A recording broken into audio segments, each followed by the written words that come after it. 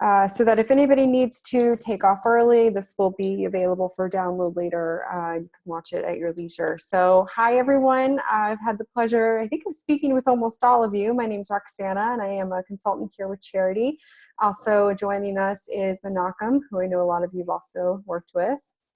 Say hi, Menachem. And we also have Evremi on the line as well, who is another Charity team member. Menachem, did you and Evremi want to say a couple words before we jump in? Yeah, great. First of all, it's our pleasure to be here, and I want to introduce everyone to Evremi. Evremi is one of our, probably our most profound fundraiser at Charity. He's really helped taking many organizations to a far new level. And I'm so glad that he's here. I want to just tell everybody that we're very excited. 7 weeks left to the Giving Day, and if any of the organizations that are online now haven't yet been assigned a campaign manager, after this webinar, Roxanne and I will make sure that you have one, and please let us know so we could really take it to the next level and start going. So this is the second webinar that we're doing for the Matcher training. We have another webinar next week for marketing, and then we're going to have others for operations room. But meanwhile, these are just webinars for the entire for a bunch of organizations together. Each one of you organizations will have your own personal consultant that will actually walk you through this. And let's start. Let's get excited. Evremi, you want to say something? I am excited to be on here. Thank you, Menachem, for the introduction. Roxana, take it away. Awesome. I'll be happy to sign my advice. Okay, perfect. So the format for how we're going to do this is we have a handful of videos that I'm going to go through and play. Each is about a minute long, created by one of our charity fundraising experts that tackles a couple of different aspects for how to recruit matchers, how to go after mid-tier donors. And after each video, each one's about 45 seconds to a minute, I'll open it up so that if you have questions, if anything seems unclear, definitely that's the time to let us know. Got all the experts on the line here that can help you. So I'm going to go ahead and share my screen. If at any time you have trouble hearing or seeing what's on the screen, please don't hesitate to kind of call out and let me know what's going on.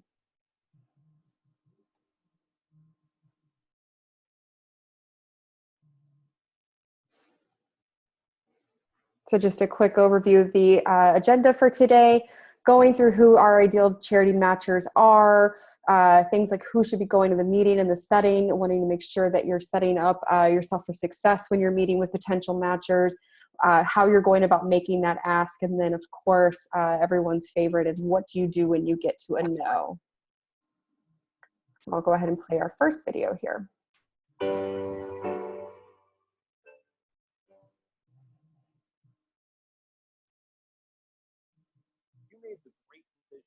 Roxanne, a lot louder. Today, we're going to teach you how to identify the right people to be matchers for your cause. We're going to help you decide who the right people are to approach them, and we're going to help you present your case, your cause, and charity to your potential matchers so that you're successful, and address any questions or concerns that come up in conversation. So you may be wondering, who are the right candidates to be matchers for your charity campaign? Well, at the most basic level, we're talking about 3 types of givers: individuals, foundations, and companies. Individual donors is just as it sounds. It's one person giving to another person. This means you selling your cause and doing it through charity is a matter of you being compelling and making it attractive to another individual. Or it could be like a foundation where there are multiple people that you need to sell. It could be their marketing team. It could be the board of directors. Companies, on the other hand, can be sometimes like the individual, where all you need to do is sell the CEO or the president. Or sometimes it's like a foundation, where you have to appeal to a marketing team or the board of directors. This is an important distinction because it'll help you decide how to best present this information, whether it's to an individual or to a group, or if it's going to be multiple meetings. All right, excellent. So did anybody have any questions on that one so far? Just kind of understanding the different groups of people that you'll be approaching when you're thinking about how to divide sort of your list, divide and conquer individuals, foundations, companies. Any questions I can answer on that? Okay. Excellent. I'm going to go ahead on to the next one, which is identifying our ideal matcher candidate.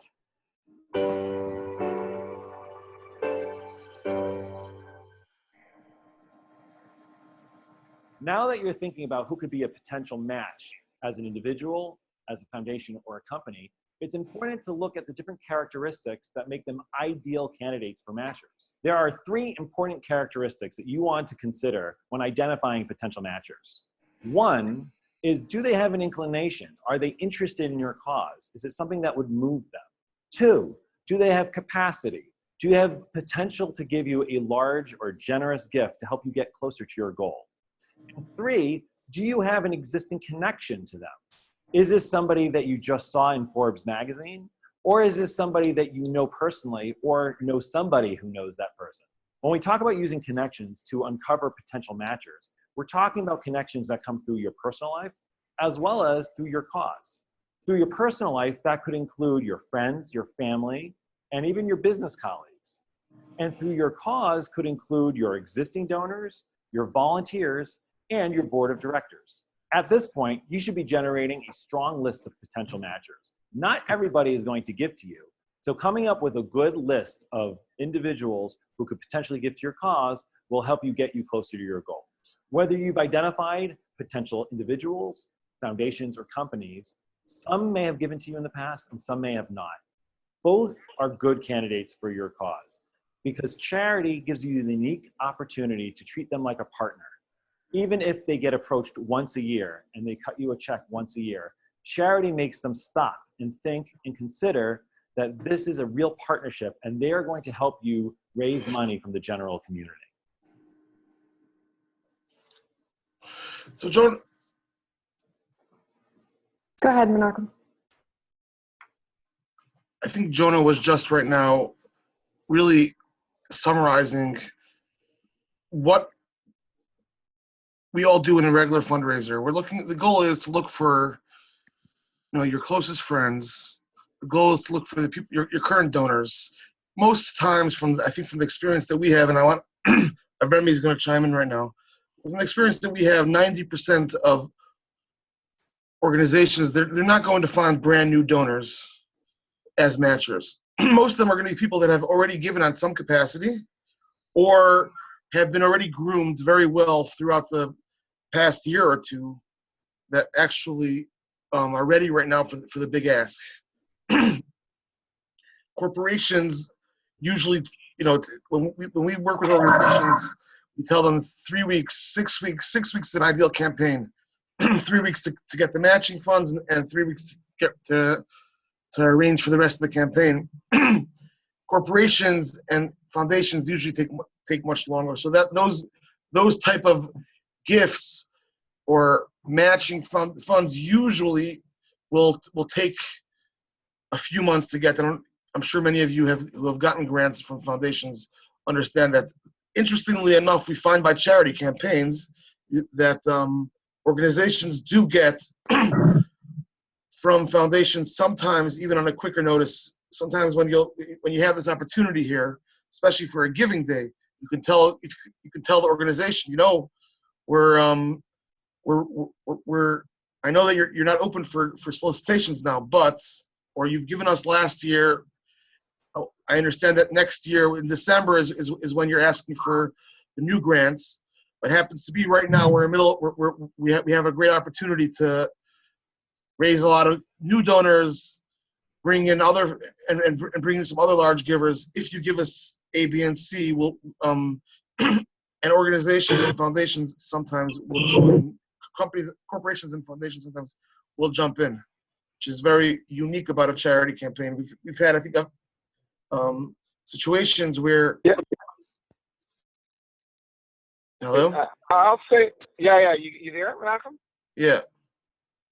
Yeah, I'll say a few things, first of all, just to add. Number one, it's very important kind of when we're talking about major donors, really to thoroughly understand, like when you're preparing your big pitch, is that your organization is an amazing organization. Like you really believe in it, and you guys are really doing a very, you're solving a very real problem, and you're representing a very powerful cause.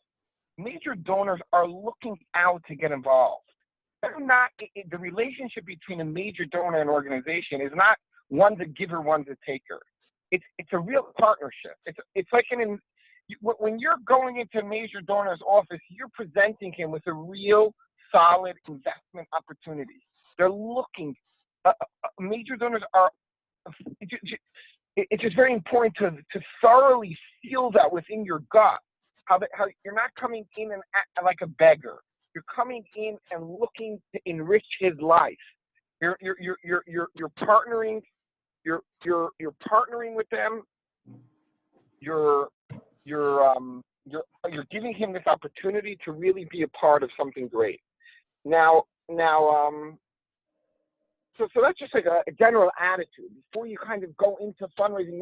Before you kind of go into doing big asks, never for 1 second feel like you're the underdog over here. You have to come in powerful. You're pitching a great and powerful, strong idea for them to get involved in. The second thing is, and like really why we created like a big part of the charity platform and the way it's structured, is that one of the big fears major donors have with these partnerships is they love partnerships and they're looking to make partnerships. But one of the things they're afraid of is they're afraid that they don't want the organization to be solely dependent on them, right? They're not looking for more responsibility. They're looking for partnerships, for ideas, for investments, but they don't want it to turn it into responsibility. And to the extent major donors don't like when their own kids are dependent on them, right? They don't want the organization to be dependent on them, but they want to be involved. So that's why right away you're communicating with them how this is a grand community initiative, right? We're going to have other major donors involved. We're going to have the community involved. We're going to have many people involved. And right away, all of a sudden, you're positioning yourself like you're representing a great cause. You're a true winner. You're winning. You're doing something great. A very big difference in the philosophy of like modern day fundraising is when we're presenting ourselves to major donors, we want to come strong, not weak. Not say, "Oh my God, I have no food to eat. Could you give us some bread?" Instead, you want to present yourself like, "Look, we're a great organization. We're doing amazing things. We have so many people involved. If you get involved on this level, I'm going to take your money and we're going to quadruple it. We're going to make it grand." So yeah, I just wanted to kind of set off this important introduction to talking to and engaging with major donors. Is really number one, to have that right attitude, and number two, to right away communicate to them how you're not relying on them, but you're partnering with them and they're partnering in. Thank you very much. Yeah. And just to connect that with some organizations I know that are participating, that for them, this is going to be really their first step into fundraising, to really emphasize that idea of a partnership, that don't be afraid to approach people to be part of this, to join this movement, to help support your organization, even if they've never financially supported you in the past. This is an opportunity for them to build that relationship with you. So kind of what Rami was just saying about making it, it's all about how you frame it, and framing it as that partnership is very critical. Okay. Were there any questions from anybody? Any feedback anyone wanted to share on this note? Okay. I'm going to go ahead on to the next. Who should go to the meeting?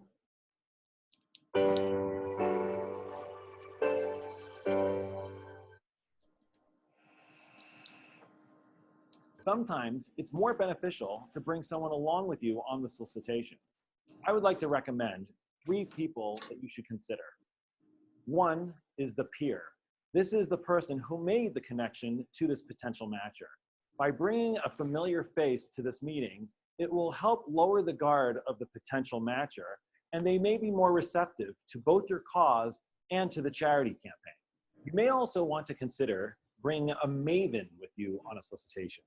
A maven is an expert, someone who brings credibility and expertise to the mission and vision of your cause. One other person you may want to consider bringing with you on your solicitation is the CEO or the leader, someone who brings gravitas to the solicitation and helps your donor take it more seriously and realize that this is a serious ask and, of course, deserves a serious gift. So something I want to highlight there that he was talking about, bringing in that person with a connection. A lot of times I'll talk to organizations who have board members or supporters who know somebody who has the potential to give a major gift, but that person doesn't necessarily feel comfortable in that relationship making that ask for you. So what I've suggested, and I've seen work in the past, is saying, listen, make the introduction, come with me to the meeting, and I'll do the heavy lifting. I'll make the ask. I'll pitch the case. It's just going to mean a lot more knowing that you're there. They're going to respect what I'm asking a lot more than had I just come at them out of nowhere. Sorry, guys. Any questions on that so far? Okay. I'm going to go ahead on now to the setting.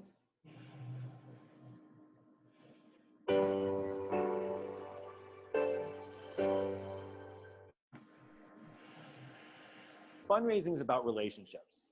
And this means your goal is to get an in-person meeting with a potential matcher. Now, sometimes you're relegated to a phone call or an email. Nothing is more powerful than sitting across the table from an individual or from a board and to make your case in person. The location of the meeting should be somewhere that the matcher is going to feel comfortable. You're going to be having a serious conversation with them and asking them for a serious amount of money. It's very important that they are comfortable in their surroundings. And that means it could be in their home, it could be in their office, or it could be on the golf course. Whatever place you do choose, it's important there are no distractions so that your presentation is not competing with anything else around you.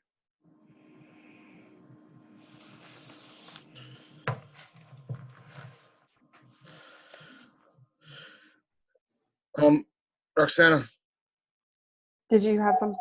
Yeah, I want to add a conversation I had with an organization last night, which their campaign's happening in 2 weeks from yesterday.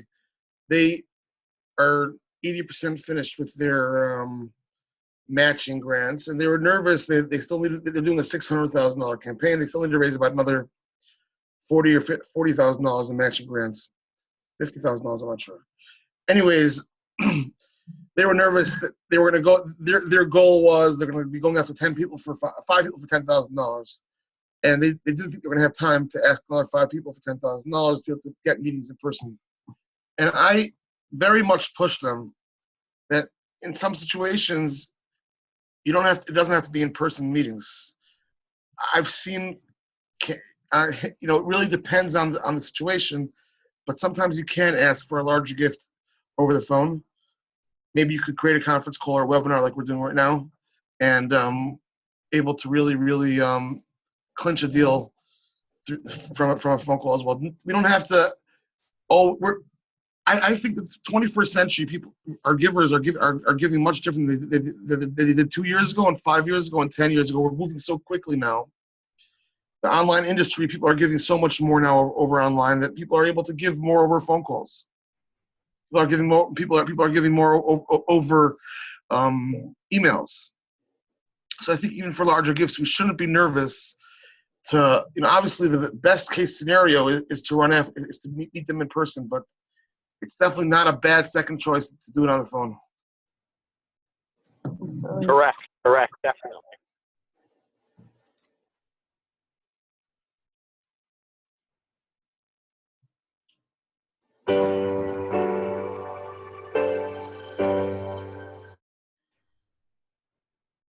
There's a saying, spectacular results come from unspectacular preparation. This means before you go and meet with a potential matcher, it is vital that you have comfort and clarity in the mission and vision of your cause. Your job is to educate and inspire a potential donor. And if you can't do that effectively, then the donor will not be moved to participate as a matcher in your charity campaign. It's at this point you can explain the process and procedure of a charity campaign so that your potential matcher has a good understanding about how their money is not the beginning and the end, but rather the impetus for strong community advocacy and support, and for everyone to rally together to raise serious money for your cause. One of the great features of charity is the fact that we have a built-in contingency. We either raise all of the money or none of the money is processed. Also, a campaign only runs for 24 hours. This is a level of confidence that a charity matcher is going to want to see if they're going to give funds to support this campaign. Lastly, charity brings tremendous recognition and appreciation for its matchers. When a campaign goes live, they're responsible for spurring giving across the entire community. And them being featured prominently on the homepage may prove very valuable to a lot of your potential matchers.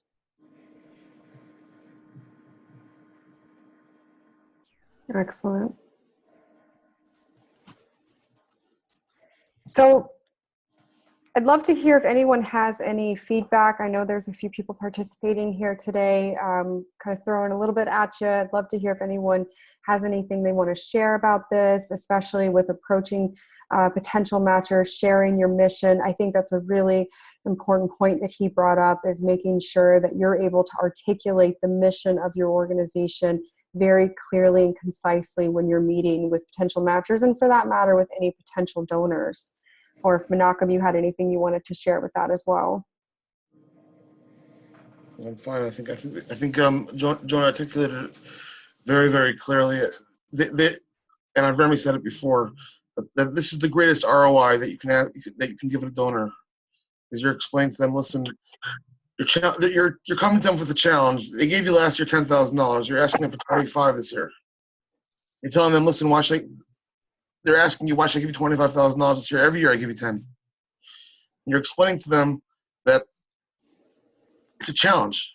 Challenge us. Can we hit our $100,000 goal or not? If we could find 2 other people and the crowd, then we're going to ask you to commit the pledge. If we can't find, then maybe we'll ask you for the regular $10,000 that you've given before.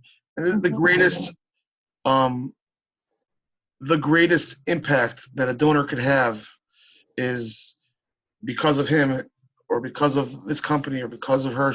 They can really spur other people to join either their group or other groups of matchers. And then essentially we're trying to bring in new donors to the organization from the small people. You know, I just heard a story, and it's probably documented somewhere, that I'm not sure which university it was, but you probably, maybe Roxana, you know, Michael Bloomberg, which university he went to? John Hopkins University. His first gift was a $5 gift to John Hopkins University. His largest gift, I think, was $1.5 billion, like $1 billion or something, or something. Yeah. It's been $1 billion later, and he's given them so much. The point is that you're selling these matchers that you're going to bring in a lot of new small donors every year. Every campaign we have that we run, there are surprises on. I had one of my first campaigns I ran about 2 years ago. There was a donation of $5,000 that just flew in on the day of the campaign, and people wanted to know. They called me up. They wanted to know where this person's coming from. How did we get this donation? And I gave them the email address from which the donation came in. They looked them up in the back, and he gave $10 5 years before. He was on their email list, and now he became a $5,000 giver. The point is that through a campaign, you're going to be able to you're going to be able to partner with your matchers, and you're going to tell them, listen, we're really changing the fundraising infrastructure of our organization. We're going to bring in 30 to 40% new donors. We're going to have an opportunity to actually take our larger givers to the next level and bring new donors to the table. There's no better ROI than that. Absolutely. Anyone I have wanted any to drop questions? in another. Just an important idea. Like, we're talking about major donors. It's to remember that we don't need so much major donors. We're looking for major gifts. sometimes like you completely focus on how to reach, one or two of the wealthiest or most well-known people in town, and you forget about it could be that they don't have that much time for you, or they're already very invested in other things. What you want a major gift. The person doesn't have to be uber wealthy, but you want him to start believing and buying and building partnerships with your cause. It's sometimes, it's a retired person who's worked many years and has a beautiful savings account, is looking to do some real volunteering. It's really in all directions. We have to be focused on the whole spectrum and everyone. Keep constantly getting creative, constantly networking and thinking. But, it's very often I'll find that organizations get so almost infatuated with a few specific names that they forget about very solid middle level of donors who could very significantly really make a difference, and they miss out. Important. Just wanted to. Yeah, absolutely. Betty seems like she has a question. She's just not. She's nervous to ask it. I don't know. Not to put you on the spot, Betty. Okay. No. I don't have any questions. I'm listening intently. Okay. Okay. I'm going to move on to the last video, which is the how do you handle if you get a no?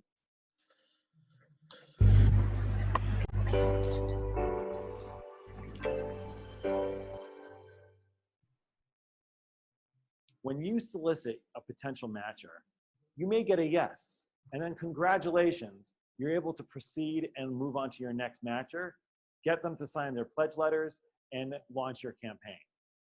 But you may not get an immediate yes, and it's important to prepare for potential questions or concerns that come up during those conversations. Sometimes your matcher is going to say no, and sometimes your matcher is not going to agree with the amount you asked for, but come in at a lower amount. When that happens, it's important to unpack their answer.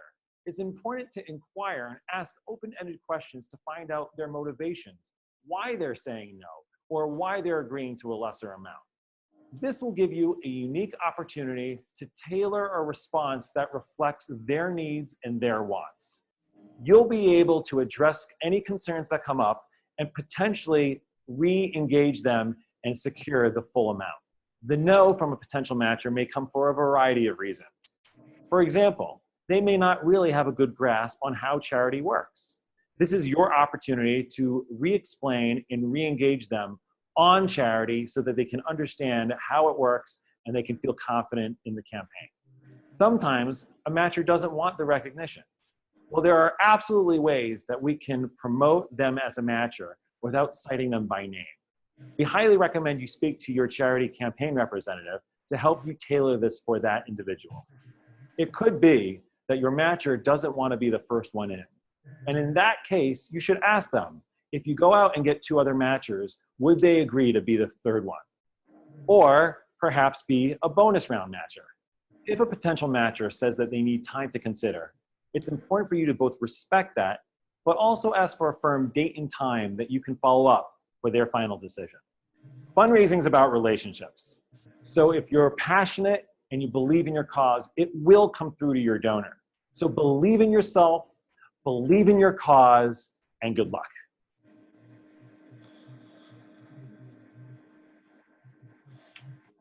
All right. So I'm going to turn it back over to the crowd. And any questions on this presentation? Anything anybody wants to kind of dive into right now? This is the opportunity.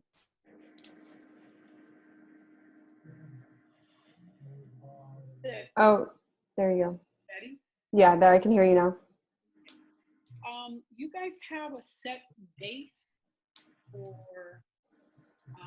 to raise funds for human trafficking or no? You mean like a deadline for when to kind of secure the matchers?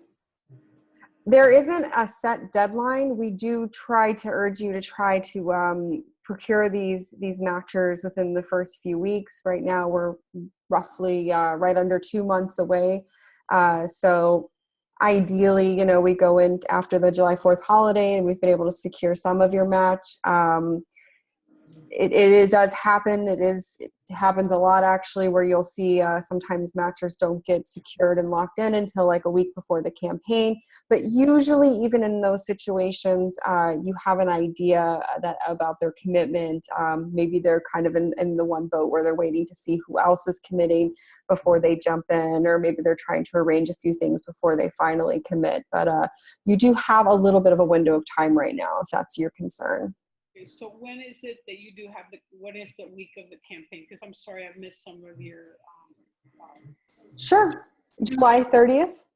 Okay, so that's that give day, right? Correct. And that is only for human trafficking. Correct. It is a giving day to raise funds and awareness for organizations combating trafficking Okay. in a variety of ways, right? Okay, so that's a national thing. You guys are International, global. Oh, okay, global. Okay, all right. Thank you. Sure. If anyone else has any questions, maybe I see everyone else is muted. You could either unmute or maybe you can send a message. Can you explain a little bit of the role of the charity person working with your organization?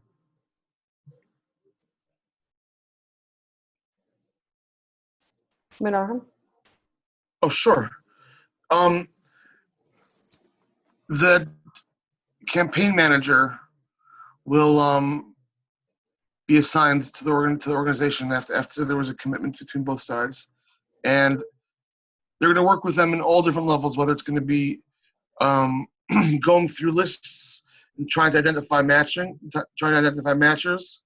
It's going to be helping create the lists, consulting to help create the lists for the day of, whether it's going to be building email lists, trying to create a campaign message specifically for your organization. For the giving day specifically, charity is going to be giving marketing to every organization, meaning there's going to be a common theme. Roxana, what's the name of the giving day again? Right. So the name is United for Freedom, and next week's marketing webinar will actually include marketing packages for all participating organizations, which will include everything from the actual content for emails, the graphic design for the emails, Facebook posts, your landing page. Each organization will have your own landing page within the greater giving day.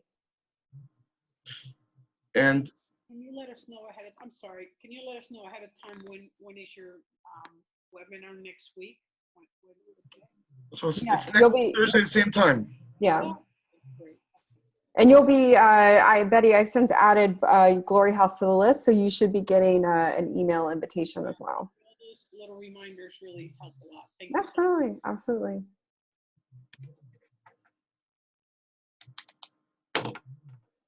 Okay. Who else can we get?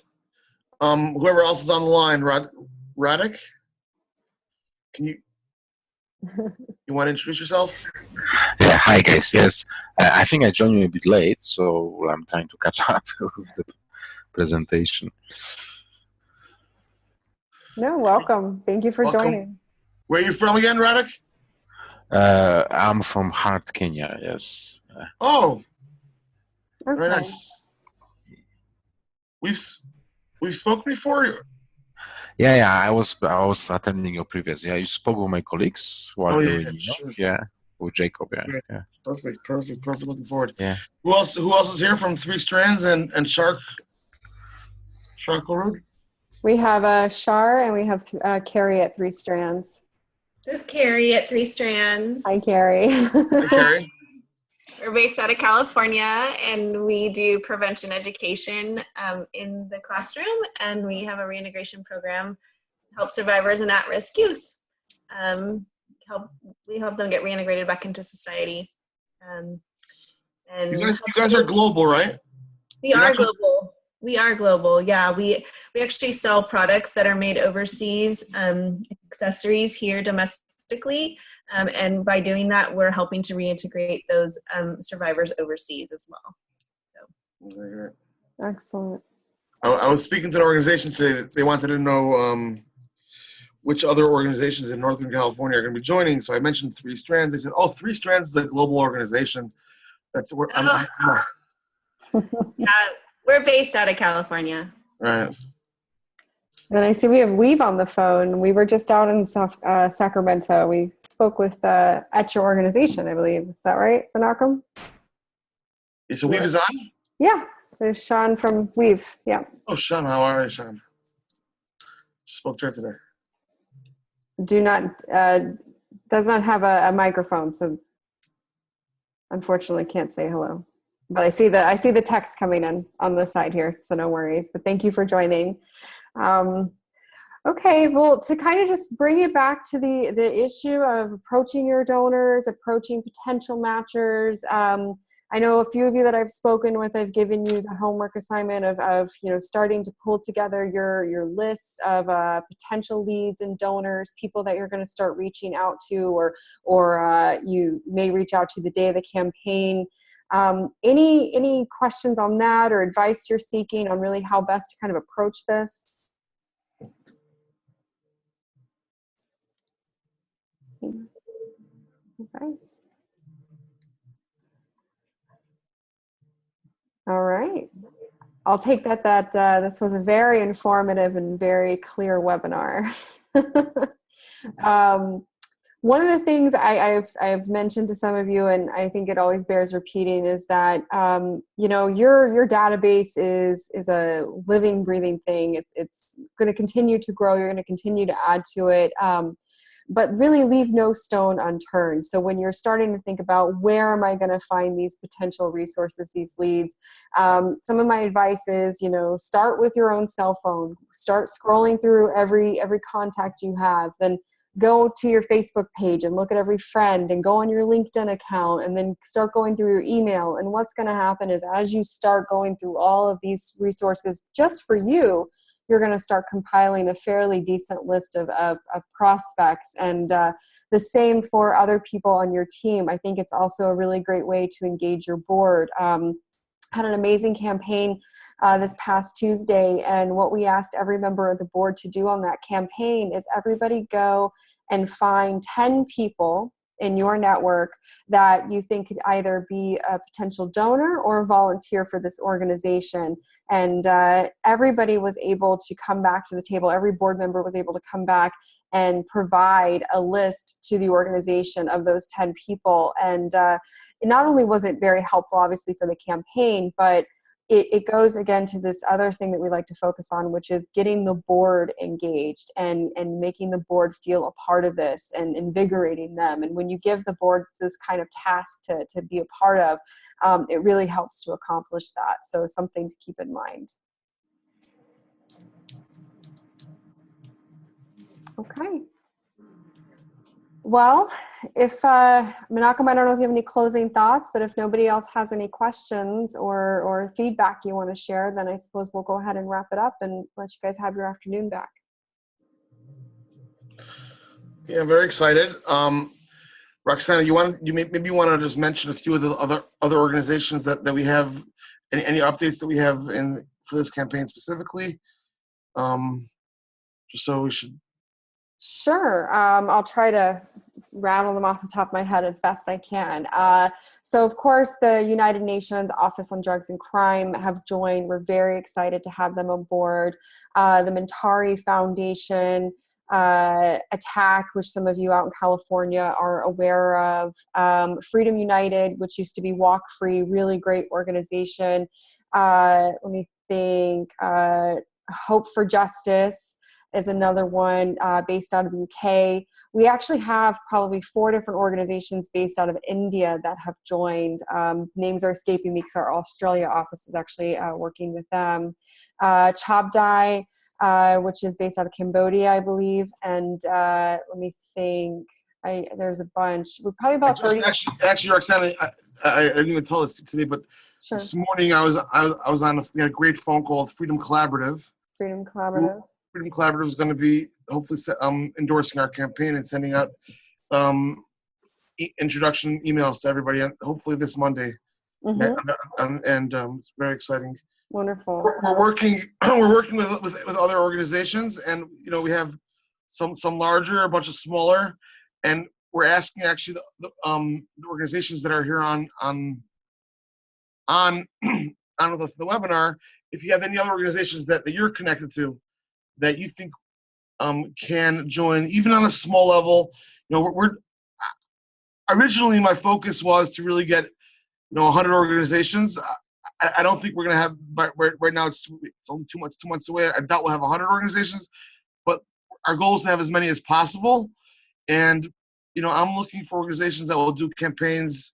Just let's try to get as many as possible. $20,000 campaigns, Right. $100,000 campaigns, $200,000 campaigns. Right. I think it can really, really create an impact. So if you have any other organizations, this is so much about trying to raise awareness. It's important to raise money for all the groups, of course, but we really, really, really want this campaign to, on a global level, bring awareness to this issue, and then also bring awareness to the communities around you that you exist. Because I know a lot of you, some of the things that you combat is just making sure people down the road know that you're in their community and that you're doing this work. We're really excited that as of about 2 weeks ago, we were endorsed by the GSN, the Global Sustainability Network, in this initiative. They're going to be promoting it. I'll also mention, a lot of you on the call already know, but we do have an excellent advisory board composed of activists and directors of various nonprofits in this sphere who are kind of overseeing the messaging and the content of this Giving Day. We're going to have some great celebrity participation, thanks to one of our advisory board members, Jeffrey Brown, the Academy Award-winning director and director of Sold, a really amazing film that I'm sure most of you have probably been able to check out already. And we're hoping to bring on great celebrities like Emma Thompson and Emma Watson and a lot of other Emmas, I'm sure, to kind of help promote this Giving Day out there, social media. And really bring a lot of attention, because at the end of the day, we'd like to be able to measure real impact to this issue based on this Giving Day. And if anyone has any other ideas or connections, we're open and ready to really do whatever we can to get out there. Yeah, this is very much about working together. And Betty, there we go. sorry. As you were talking, I'm sorry, what's the gentleman that's in New York? What's his name? This is Menachem. Yeah, as you were talking about other organizations, I have 1, 2, 3, 4, 5, 6 that I just wrote down very quickly that I can put you in touch with. That maybe they want to join, and they all do human trafficking work. Awesome. That would be awesome. Awesome. So, Roxanne, you have Betty's information, right? I probably also do. I do. So Betty, I'll definitely follow up with you about that. And I'm sure a lot you and I can talk about, especially here in Miami, that there's a few organizations for sure. Absolutely. So yeah, I mean, that's why we're calling it United for Freedom, because while we know there's a lot of different angles to this issue and even some different opinions on how best to even tackle this issue, at the end of the day, we're all united with the common cause that we're trying to eradicate this problem. And so we're hoping that this is going to create a very strong community network among all the organizations participating, so that even all of you can come together and continue to share and talk even after this Giving Day. So I really want to thank everybody for your time today. Trying to keep us under an hour here, so I am going to let us go. But unless anybody else has additional questions, I'm going to go ahead and end this recording. I will make this recording available to everyone, so you can watch it again if you'd like, or if you have team members you want to share it with, you can bring them in on that as well. And you will be getting an invitation to next week's webinar about marketing. And then just to keep it on your radar, we will be doing additional training webinars on how to recruit volunteers for this day, and how to really stage a successful operation. So things that are coming down the pipe. And again, though, I want to just reiterate what we said in the beginning, that if if any of the organizations do not yet have a campaign manager, we should reach out to Roxana and myself, and we'll put you in touch with one. Right. Okay. All right. Well, thank you, everybody. We really appreciate it, and have a great rest of your day.